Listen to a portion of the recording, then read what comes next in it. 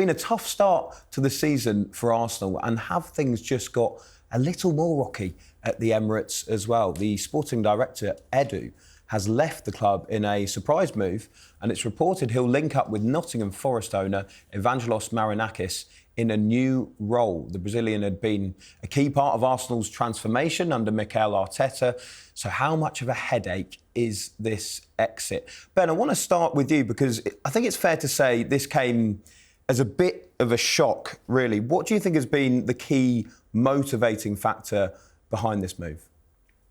It was a surprise to many in the senior hierarchy at Arsenal. My understanding is that when Mikel Arteta recently signed his new deal, at that point he didn't know that Edu was departing.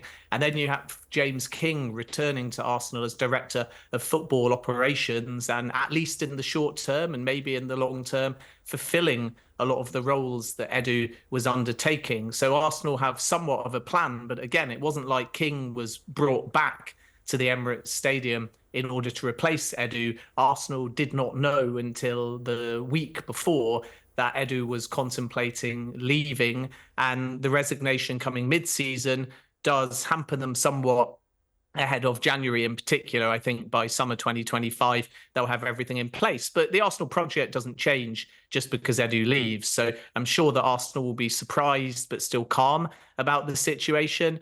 And then the appeal for Edu to go and potentially work for Marinakis, although he does have other opportunities on the table, is this multi-club. And it's interesting because Nottingham Forest are above Arsenal in the table at the moment. They are multi-club. Olympiacos, Rio Avenue are both part of that particular multi-club group. And a bit like when Michael Edwards joined FSG and therefore effectively returned to Liverpool, but in a broader role, Edu wants more power. Edu wants control to actually fulfill a strategy. Edu wants to be global and bigger picture. And my understanding is that Marinakis has basically said, you can go out and lead on buying another high-profile club to add to and expand this multi-club network. So it'd be wrong to think if Edu does sign, and nothing is signed at the time of recording, that this is somehow Edu being poached by Nottingham Forest. This is very much Edu going to a multi-club model and feeling like also he has the ability to develop young Brazilian talent and give them pathways. If you look at Savinho, he came through City Football Group to Man City. If you look at Andre Santos, he's at Strasbourg, very highly rated. He'll go back to Chelsea. Endrick was signed, so was Kendry Paez and Esteval Willian. So there's this new trend towards young Brazilian talent. And then you have Edu, a Brazilian, and Arsenal, a club that have always had a rich history of bringing in Brazilians, but they've not really been in the conversation for some of the players that I've just mentioned. And part of that is not necessarily having the multi-club and the pathways. So that young talent from South America in particular really feels like they're going to get minutes and they're going to get developed, because they won't always be ready to be catapulted straight into a club of the magnitude of Arsenal. So Edu's looked at all of that and felt that it's the right time to leave. And this is not about rejecting Arsenal's project. It's about wanting more power and effectively wanting to lead on an ambitious multi-club model. Ben, you mentioned there's surprise from the Arsenal hierarchy. That's what you're hearing. Is there also anger? Is there discontent because of this move happening mid-season? I think it's amicable, and from the club's point of view, there is a protection element. So if your sporting director is going to leave, you want them to leave quickly rather than stay on and continue to understand your strategy and the project. It's not like a player or a manager where you may say our preference is to stay until the end of the season and then have a clean break. If Edu was to stay, then not only is he going to know what's happening in January and the summer and work on it, but clubs are working 3 to 5 windows ahead, and it's arguably more unsettling if your sporting director stays, even though you might think in the short term there's that kind of continuity. And with James King coming in, I think Arsenal are calm that they've got the resources incoming and the resources in-house to be able to deal with this situation. And it's not abnormal. When Dan Ashworth was first linked with Manchester United, he was immediately placed on gardening leave. So we constantly see this trend towards clubs wanting to protect their own information, their strategy and their process. And a player might be very beneficial to score the goals or keep the clean sheets to take you to the end of the the season, but actually it's more likely that the club, rather than the sporting director, and Arsenal rather than Edu in this case, were the ones wanting that resignation quickly to make sure that there's a clean break. Stefan, in your view, how much of a blow do you think this is for Arsenal losing Edu, or do you think it's something that a club the size of Arsenal will be able to deal with?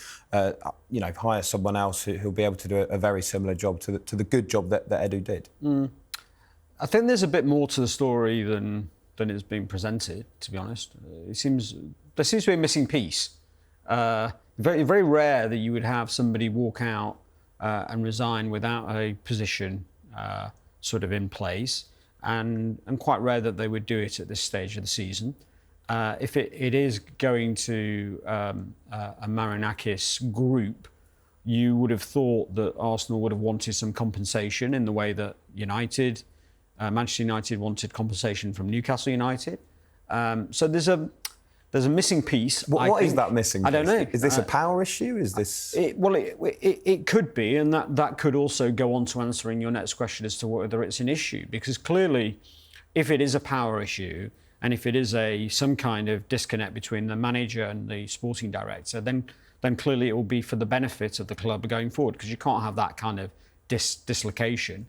But I think overall, if actually it's purely about Edu wanting a bigger challenge or a bigger responsibility, then I think it will be damaging for Arsenal in the short term.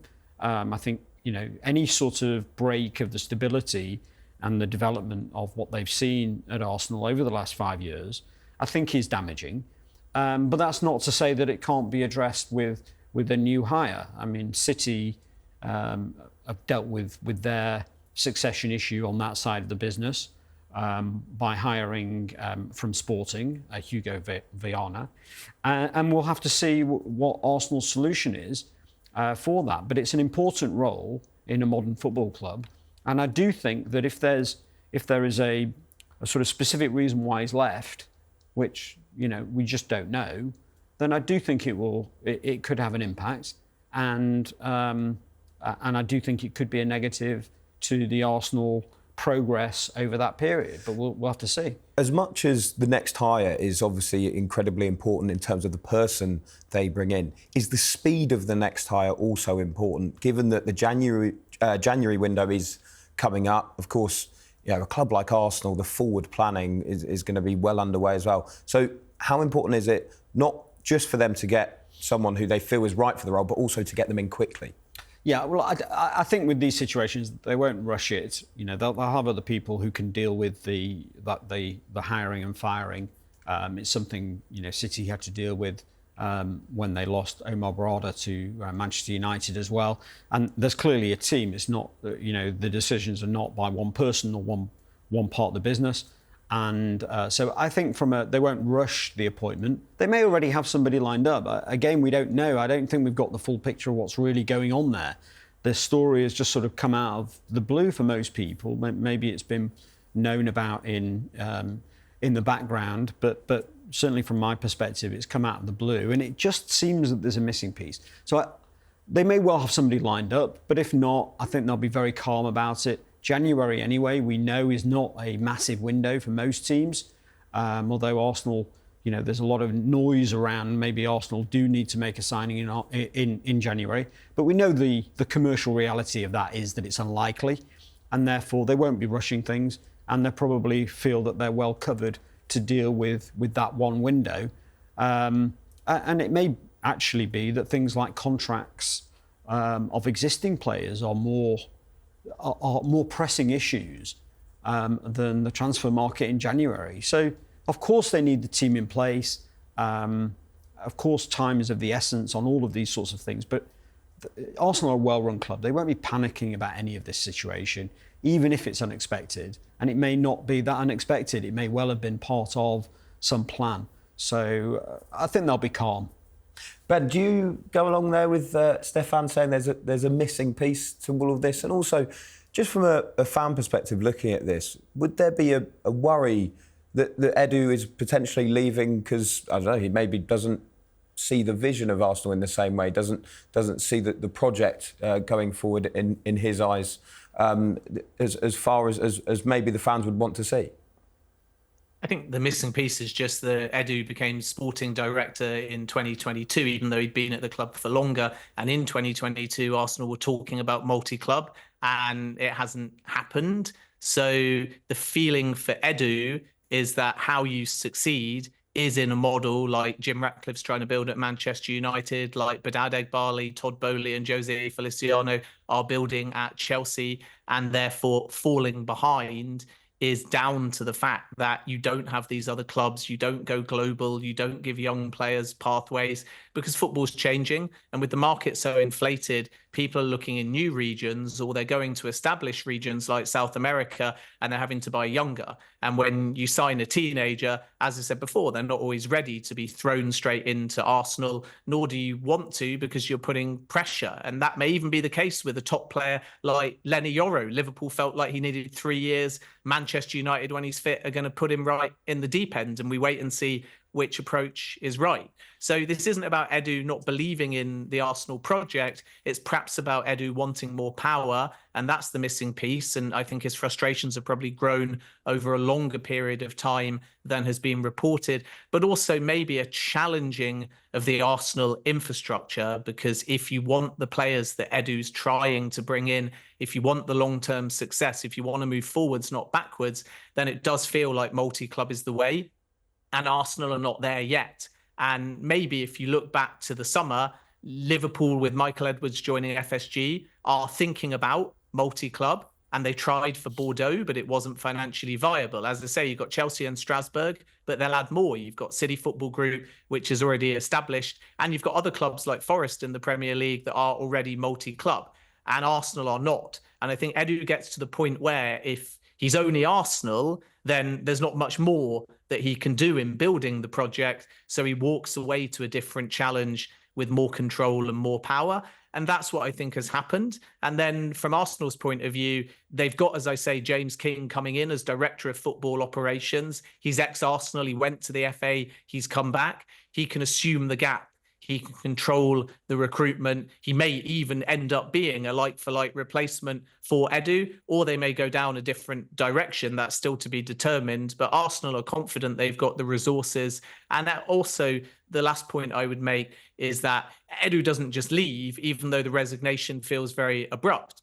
Edu will have already put in place plans for January, for summer 2025, and probably January and summer 2026 as well, because clubs are always working ahead. So whoever does come in, and when King starts again at Arsenal, there will be that handover. He will inherit some kind of continuity, and that's why Arsenal are calm about the situation. Ben, where does this leave Arteta as well? He had a good relationship with Edu. You'd imagine he'll have a very big say on who comes in next as the new sporting director as well. But where does it leave him in terms of the power balance at the club? And do you feel that Arteta potentially would maybe benefit from this from a power sense? And do you feel that that's maybe something that he would want? Well, Mikel Arteta had a very close relationship with Edu, and Edu involved him heavily in the pitches for players, even the ones that were not successful at a very early stage. So the key is going to be building that chemistry and making sure that Arteta gets on with and has a close working relationship with the sporting director. I come back to Newcastle again.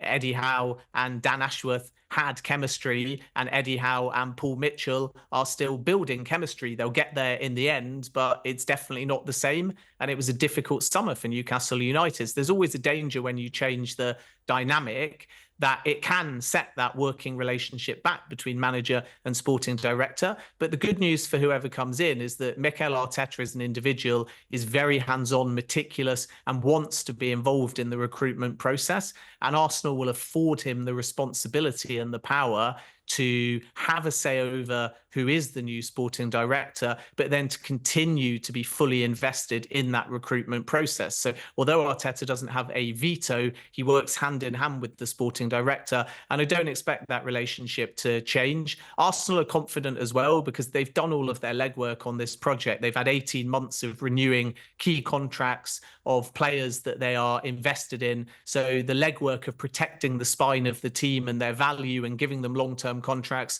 has all been done. And it kind of culminated with Mikel Arteta signing his own new deal, which was never in doubt, despite some relatively spurious links with Barcelona. So when you add all of that up, it's actually, if you analyse it in hindsight, quite a good time for Edu to go, because he leaves at a point where Arteta's safe, the core of the squad are signed to long-term deals, and therefore, as long as Arsenal get on a firm financial footing, they will be able to do further business in the market and strengthen the squad. The bigger challenge for Mikel Arteta is not Edu's departure and who that next sporting director is going to be. It's actually keeping pace this season in the Premier League to make sure that the fan base don't lose faith in the project, because Arsenal competing for Premier Leagues shows the project is working and stable and that it's going to bear fruit and ultimately trophies. But if, for example, this season, Arsenal end up 5th, 6th, 7th, and Edu departs, that's when amongst the fan base, potentially, the alarm bells might start ringing. And the optics of that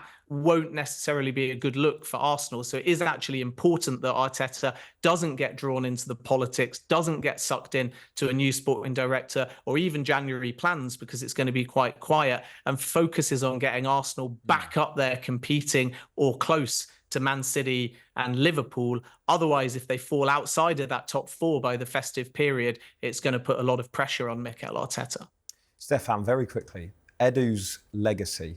Now, they actually had the 3rd highest net spend when he was there, behind Chelsea and Manchester United. That's since he joined in 2019.